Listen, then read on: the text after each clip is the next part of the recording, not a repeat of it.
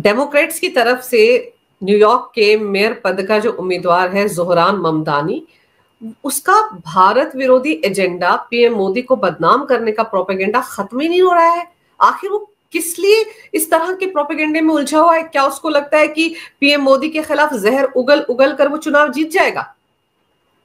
बिल्कुल, मोदी जी तो एक ऐसा मतलब एक ऐसा नाम है जिनको उनके अपने समर्थक भी बेचते हैं और विरोधी भी बेचते हैं।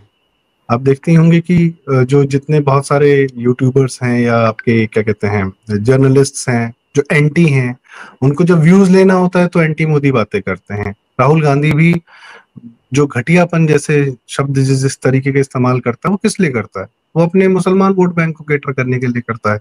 तो जोहरान ममदानी भी अगर वही कर रहा है कि अमेरिका में, चूंकि अब मोदी एक चर्चित नाम है, तो अपना सपोर्ट बेस बढ़ाने के लिए एक एक शहर का मेयर, और कहाँ मोदी जी जो है एक 150 करोड़ के देश के प्रधानमंत्री, तो तुम अपने आप को कैसे इक्विवेलेंस पर लाओगे? तो आप जब बड़े बड़ी बातें करते हैं, तो जब अपना दुश्मन बड़ा रखते हैं, या कि मैं उसको, मतलब आप जब एक विरोध करते हैं तो आप अपने आप को क्लियर कट आइडियोलॉजिकली आप ये बताते हैं कि मैं किस चीज से अगेंस्ट में हूँ। मैं सिर्फ मोदी का नाम लेकर वो हिंदुइज्म के अगेंस्ट में, वो इंडियननेस के अगेंस्ट में है, वो भारत के अगेंस्ट में है। तो वहां पर न्यूयॉर्क में जो एक बहुत बड़ा कल्चरल और एक जो क्या कहते हैं सेकुलरिज्म के नाम पे फ्री विल और उन सब के नाम पे एक वो उसके जो एकदम अति हो गई है, उसके एंड पे जा चुके हैं, उन लोगों को केटर करता है। बिकॉज एवरी वन हेट्स क्या कहते हैं Modi ji. Washington Post, New York Times, आप सोचिए कितना बड़ा anti Bharat campaign New York Times चलाया करता था, वहां का सबसे बड़ा newspaper. So he is catering to that. और वहाँ की लोकल प्रॉब्लम जो है, न्यूयॉर्क एज अ शहर ठीक है, once upon a time lovely, हमने फिल्मों में देखा क्या खूबसूरत, you have got mail and then friend series में देखा, हर जगह देखा। पर मेरा दोस्त भी रहता है, वहाँ की एक्चुअल कहानियां छिपाई जाती हैं कि वहाँ सबवेज में लूटा जाता है लोगों को, और वहाँ पे बहुत अनसेफ है, बहुत सारे एरियाज में नो गो जोन्स हैं, जाते ही नहीं है। प्लस जब से इन्होंने इमिग्रेंट्स भर लिए हैं, तो सबसे पहले डेमोक्रेटिक स्टेट्स नहीं भरे हैं, क्योंकि डेमोक्रेट स्टेट्स में, डेमोक्रेट मतलब ब्लू स्टेट्स में, New York has been a blue state for a very long time.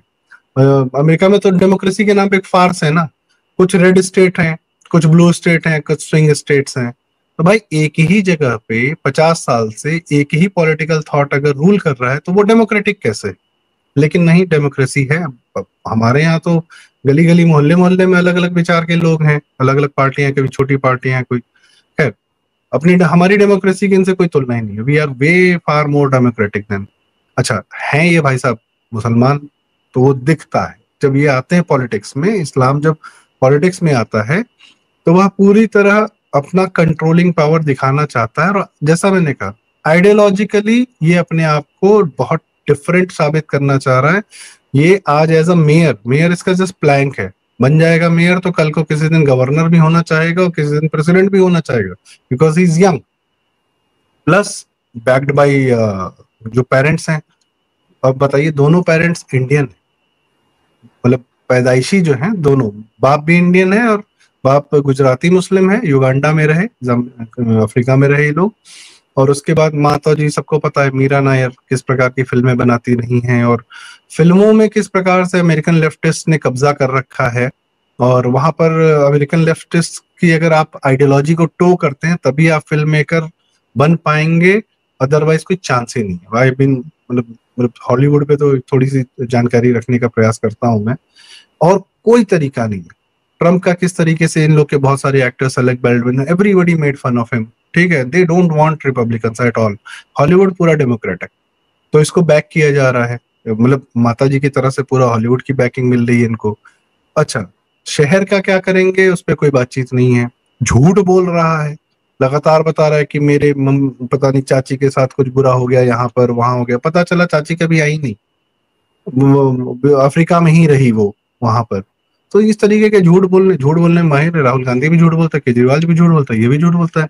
ये सब एक ही तंत्र का हिस्सा है, बस चेहरे हैं ये।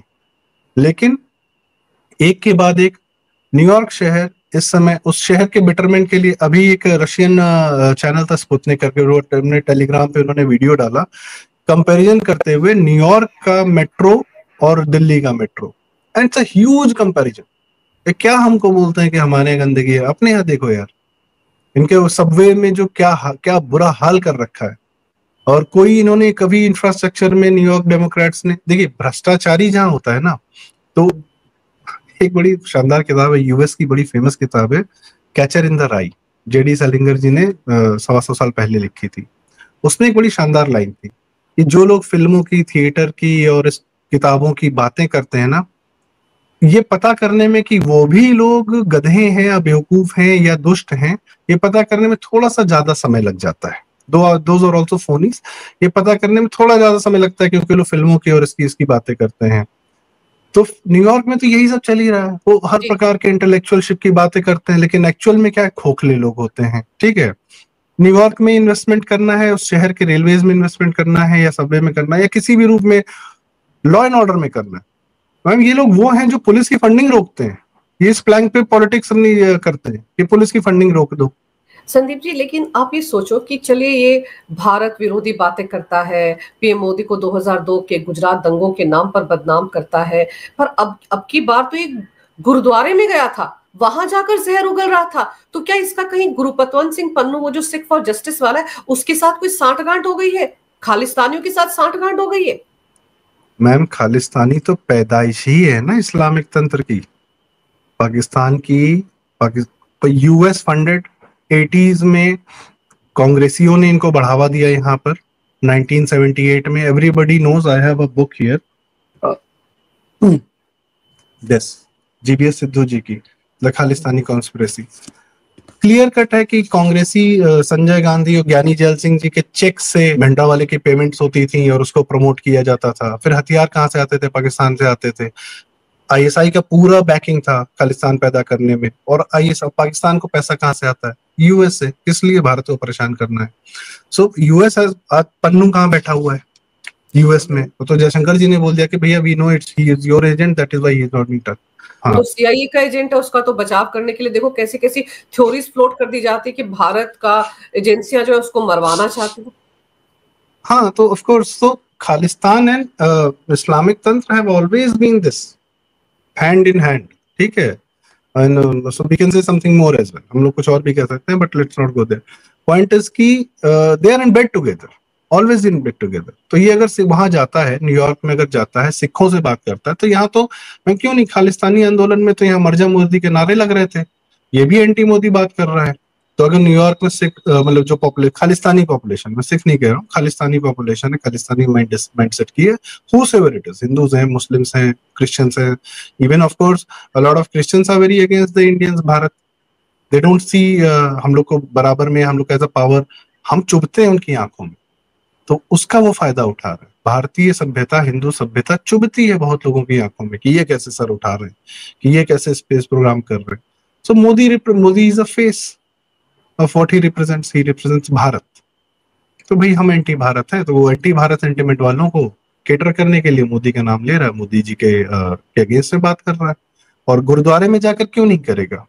क्यों नहीं चाहेंगे इस्लामिस्ट की सिखों और हिंदुओं में जो विभेद रहे और इन लोगों में हमेशा दूरी बढ़ती जाए, जितनी खाई बढ़ती जाए उतना बड़ा।